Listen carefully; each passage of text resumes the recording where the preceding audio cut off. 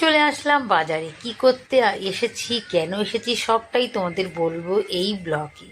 আমি কিন্তু রাসে পুজো করছি। লক্ষ্মী পুজোতে পুজো করিনি, রাস উৎসব মানে আমাদের চাকদায় অনেক বড় করে রাস উৎসব হয়, কীর্তনের অনুষ্ঠান হয় 7 দিন ধরে। তাই দেখতে এসেছিলাম, ঠাকুর এসেছে।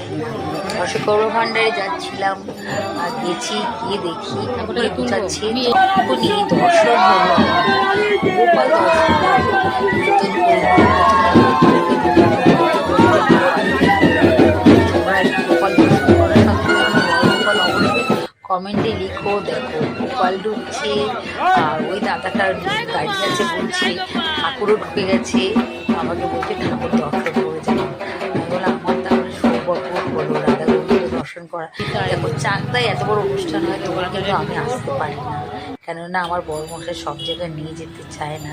তবু আজকে আমার জীবন সার্থক যে আমি ঠাকুর প্রত্যেকটা ভিডিও তোমাদের আমি ব্লগ দিয়েছি। দুর্গা পুজো, কালী পুজো, দেখো প্রত্যেকটা ব্লগ দিয়েছি। রাসের ব্লগ তোমাদের কেন দেবো না, দেখো প্রথম দিকে দিয়েছি। আর আমিও টুকিনাটি বাজার করে নিলাম, কেননা হঠাৎ করে আমার বর বললো চল রাসেই পুজো করব। তাই আমার বড় দোকানের জন্য একটা রাধা গোবিন্দ একটা ঠাকুর কিনে নিল, মা কালী আর হচ্ছে তোমার রাধাকৃষ্ণ বলছি কেন, ওই তোমার লক্ষ্মীনারায়ণ।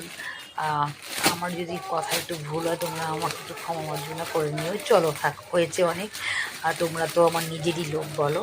চলো তোমাদের দেখিয়ে দিই আমার লক্ষ্মীর জন্য কী শাড়ি কিনলাম। তখন দেখাতে পারিনি, দোকানে ভেবেছিলাম তোমাদের দেখাবো। আমার বড়মশাই যা রাগি বাবা, ফোনটা বের করলেই যেন রেগে যায়। সত্যি বড়রা যে কেন এরকম হয়। ঠাকুরটা শাড়িটা পরে মাকে কত সুন্দর লাগছিল।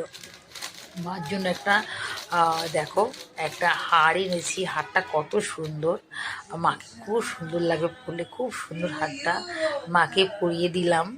আর মার শাড়িটা খুব সুন্দর হয়েছে। আমি কিন্তু ওই সিংহাসনে বসিয়েই মাকে পুজো করাই। আর চলো ফল টল সব ধুয়ে নিয়েছি। আর আমি সকালবেলা কিন্তু একবার মাকে পুজো দিয়েছি, 4টায় 4:30 পর্যন্ত মা না খেয়ে থাকবে বলো, যে এতই আজকে লক্ষ্মী পুজো হোক। চলো সমস্ত কিছু নাড়ু খই ঠই সব করে নিয়ে আলপনা দিয়ে সাজছি। ঠাকুরমশাই এখনই চলে আসবে, নিজের হাতে করা। চলো ঠাকুরমশাই চলে এসে পাক্কা 4টায়।